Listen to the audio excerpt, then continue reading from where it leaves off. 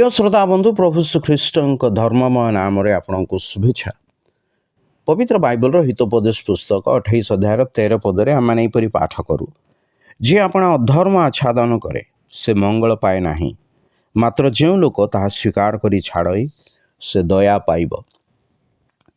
एक बृहत प्राचीर बेष्टित शक्तिशाली नगर जिरिह को आश्चर्य रूपे विनष्ट कला बेले ईश्वर इस्राएल लोक मान सतर्क कराई कही जे सही नगरस्थ सुना रूपा पितल किंबा जेकोसी पात्र ईश्वर निमंते पवित्र बोली मणि सेगुड़ी को ईश्वर भंडार समर्पण करा तन्मध्यरु जेकोसी वस्तु जदि अन्य कहीं निए तेबे तहिर परिणाम स्वरूपे इस्राएल उपर अभिशाप वर्तिब।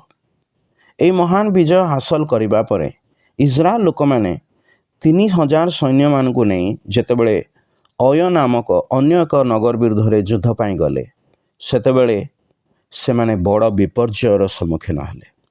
यही अय नगर को जय करने अति सहज थिला, तथापि शत्रु सम्मुखर से पलायन करने को पड़ा तथा से 36 जन सैन्य निहत हेले। यही पराजयर कारण पचारिबारु ईश्वर कहिले इस्राएल पाप करिअछन्ति। प्रकृत रे आखन नामक जने व्यक्ति एक सुंदर बाबिलीय वस्त्र 200 शेकल रूपा 50 शेकल ओजन एक सुना मुंडा नहीं निज तंबुरे लुचाई रखी थिला। फलस्वरूप इस्राएल 36 जन सैनिक निहत हेले। तेबे किए यही भूल करिछि ताहा जानिबा निमंते समस्त वंश परिवार व्यक्तिविशेषों नाम गुलीबांट करागला, कारण आखन जो पर्यंत धरागला नहीं से निजर पाप स्वीकार करि नथिला। तत्पश्चात आखन को प्रस्त्राघात करागला तथा से लुचाई थिबा सुना रूपा समस्त वस्त्र अग्नि रे दग्ध करागला।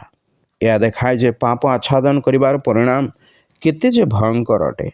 एथिपाई ईश्वर वाक्य कहे जे आपण अधर्म आच्छादन करे से मंगल पाए नहीं, किंतु जदि आम्भे माने आपण आपण पाप स्वीकार करू